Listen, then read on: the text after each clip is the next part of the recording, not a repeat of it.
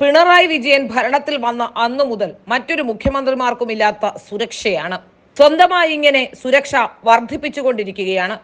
എന്തെങ്കിലും ഒരു പ്രശ്നമുണ്ടായാൽ ഇരട്ടച്ചങ്കൻ എന്ന് പറയപ്പെടുന്ന മുഖ്യമന്ത്രി ഉടൻ തന്നെ ചെയ്യുന്നത് തന്റെ സുരക്ഷ വർദ്ധിപ്പിക്കലാണ്. ഇപ്പോൾ പിണറായിയുടെ സുരക്ഷ വീണ്ടും വർദ്ധിപ്പിക്കുകയാണ്. ലക്ഷങ്ങൾ ചെലവിട്ടുകൊണ്ടാണ് ഇത്തരത്തിൽ സുരക്ഷ വർദ്ധിപ്പിക്കാനുള്ള തീരുമാനമുണ്ടായിരിക്കുന്നത്.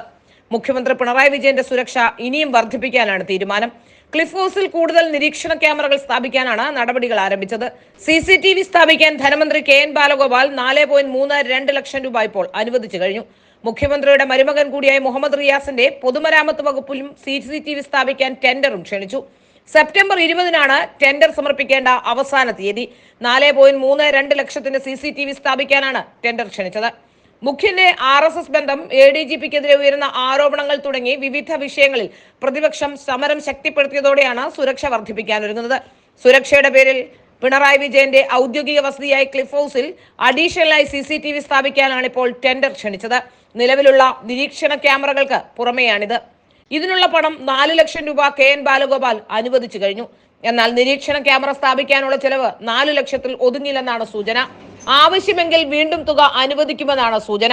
സംസ്ഥാനത്ത് എന്ത് വിവാദമുണ്ടായാലും സംസ്ഥാന സർക്കാരിന്റെ ആദ്യ നടപടി മുഖ്യമന്ത്രിയുടെ സുരക്ഷ വർദ്ധിപ്പിക്കുക എന്നാണ്. മുഖ്യനെ സംരക്ഷിക്കാൻ നികുതി പണത്തിൽ നിന്നും ലക്ഷങ്ങൾ ചെലവാക്കുന്നതിൽ തെറ്റില്ലെന്നാണ് ഇടതുപക്ഷ നയം.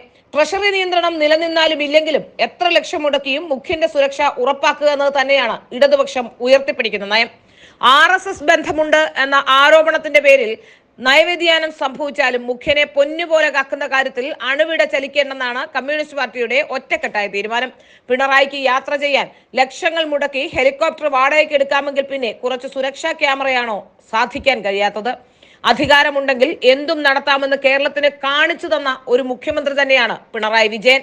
വയനാട് പുനർനിർമ്മിതി, റോഡ് പണി, ജീവനക്കാരുടെ ശമ്പളം, ക്ഷാമബദ്ധ പെൻഷൻ, സാമൂഹ്യ സുരക്ഷാ പെൻഷൻ, അങ്ങനെ എന്തൊക്കെ മുടങ്ങിയാലും മുഖ്യന്റെ സുരക്ഷയ്ക്കും ക്ലിഫ് ഹൗസ് മോടി പിടിപ്പിക്കാനും കൃത്യമായി നടപ്പാക്കുന്നത് സർക്കാർ ഉറപ്പാക്കുമെന്ന കാര്യത്തിൽ ആർക്കും ഒരു സംശയവും ഇനി വേണ്ട. വേണ്ടി വന്നാൽ DYFI പ്രവർത്തകരെ അണിനിരത്തി മുഖ്യന്റെ രക്ഷാപ്രവർത്തനം പാർട്ടി ഏറ്റെടുക്കാനും സാധ്യതയുണ്ട്. എന്തൊക്കെ ആരോപണം വന്നാലും അന്വേഷണമോ നടപടിയോ എടുക്കാതെ അധികാരത്തിൽ കടിച്ചു തൂങ്ങിക്കിടക്കുന്നത് പിണറായിക്കും ഇപ്പോൾ ഒരു ശീലമായി കഴിഞ്ഞു.